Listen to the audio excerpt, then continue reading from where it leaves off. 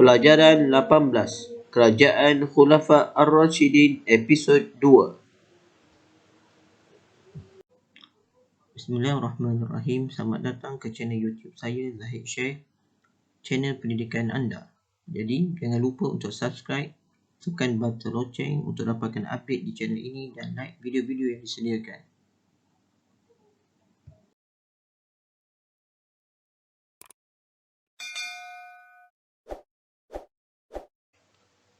Assalamualaikum warahmatullahi taala wabarakatuh. Bersama saya Ustaz Muhammad Zahid bin Zulkifli, Guru Cemerlang Pendidikan Islam, dalam perkongsian pelajaran 18 bertajuk Kerajaan Khulafa Ar-Rashidin Episod 2. Jom. Baiklah, diminta kepada semua pelajar untuk membuka buku teks ataupun buku teks digital muka surat 158. Kita akan lihat kepada pencapaian pemerintahan Khulafa Ar-Rashidin. Pencapaian pemerintahan Khulafa Ar-Rashidin dari aspek agama ialah yang pertama, Khalifah Abu Bakar As-Siddiq berjaya memerangi golongan murtad, Nabi palsu dan golongan yang enggan membayar zakat. Yang kedua, Khalifah Umar bin Al-Khattab menyebarkan dakwah Islam sehingga tersebar di wilayah Mesir, Parsi dan Rom. Pencapaian pemerintahan Khulafa Ar-Rashidin dari aspek politik. Yang pertama, Khalifah Abu Bakar As-Siddiq telah membuka wilayah baharu Islam di sebahagian wilayah Iraq dan Syam. Yang kedua, Khalifah Umar bin Al-Khattab menubuhkan Majlis Syura, Jabatan Tentera, Jabatan Polis, Jabatan Percukaian dan Jabatan Perbendaharaan Negara. Yang ketiga, Khalifah Uthman bin Affan berjaya mematahkan pemberontakan dan penaklukan serta meluaskan kuasa wilayah Islam hingga ke Rom, Mesir dan Afrika Utara serta menawan Pulau Cyprus. Pencapaian pemerintahan Khulafa Ar-Rashidin dari aspek yang ketiga iaitu ekonomi. Yang pertama, Khalifah Umar bin Al-Khattab telah memperkenalkan pelbagai cukai baharu seperti cukai jizyah dan kharaj. Khalifah Umar juga telah memajukan sistem pengairan dan saliran melalui pembinaan terusan Amirul Mukminin di Mesir dan empangan Abu Musa di Basrah. Khalifah Umar juga mengemaskini institusi Baitul Mal dan meneroka tanah baharu untuk memperbanyak hasil pertanian.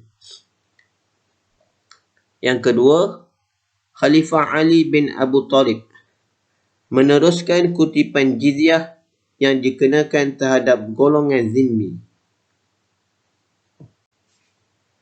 Pencapaian pemerintahan Khulafa Ar-Rashidin daripada aspek yang keempat iaitu aspek sosial.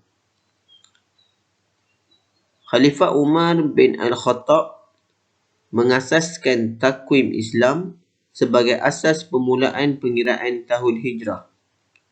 Yang kedua, Khalifah Umar memperkenal undang-undang pentadbiran tanah untuk menghormati hak sosial dan menjaga kebajikan rakyat. Yang ketiga, Khalifah Umar membina kemudahan awam seperti tali air untuk kemudahan pertanian. Pencapaian pemerintahan Khulafa Ar-Rashidin dari aspek yang kelima iaitu ketenteraan. Yang pertama, Khalifah Umar bin Al-Khattab meneruskan pembebasan negeri di wilayah Iraq. Khalifah Umar juga telah membuka Baitul Maqdis di Palestin dan Mesir. Yang kedua, Khalifah Uthman bin Affan menubuhkan Angkatan Tentera Laut Islam yang pertama bagi tujuan keselamatan dan perluasan kuasa. Pencapaian pemerintahan Khulafa' Ar-Rasyidin dari aspek yang keenam ialah pendidikan. Yang pertama, Khalifah Abu Bakar As-Siddiq mengumpul dan menulis semula Nashah Al-Quran susulan 70 orang penghafaz Al-Quran yang syahid dalam peperangan Yamamah. Yang kedua, Khalifah Umar bin Al-Khattab menubuhkan sekolah iaitu Al-Kuttab yang dikhususkan untuk kanak-kanak. Dan yang ketiga, Khalifah Uthman bin Affan menyelaraskan bacaan, qiraah dan penulisan mushaf Al-Quran menggunakan bahasa Quraisy dengan nama Mushaf Uthmani. Baiklah, seterusnya pada muka surat 160 buku teks, kita akan lihat berkenaan iktibar daripada pemerintahan Khulafa' Ar-Rasyidin.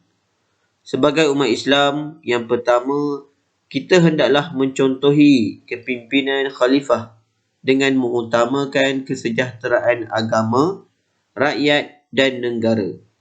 Yang kedua, kita hendaklah menggiatkan usaha dakwah agar kebenaran Islam dapat disebarkan.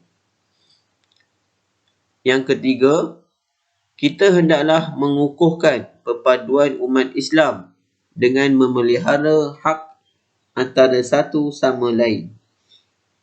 Iktibar yang keempat, kita hendaklah menyumbang kepakaran untuk pembangunan dan kemajuan negara. Yang kelima, kita hendaklah mengamalkan akhlak yang terpuji agar menjadi contoh teladan yang baik. Dan iktibar yang keenam, yang terakhir, kita hendaklah menyokong kegiatan ekonomi umat Islam supaya umat Islam dihormati.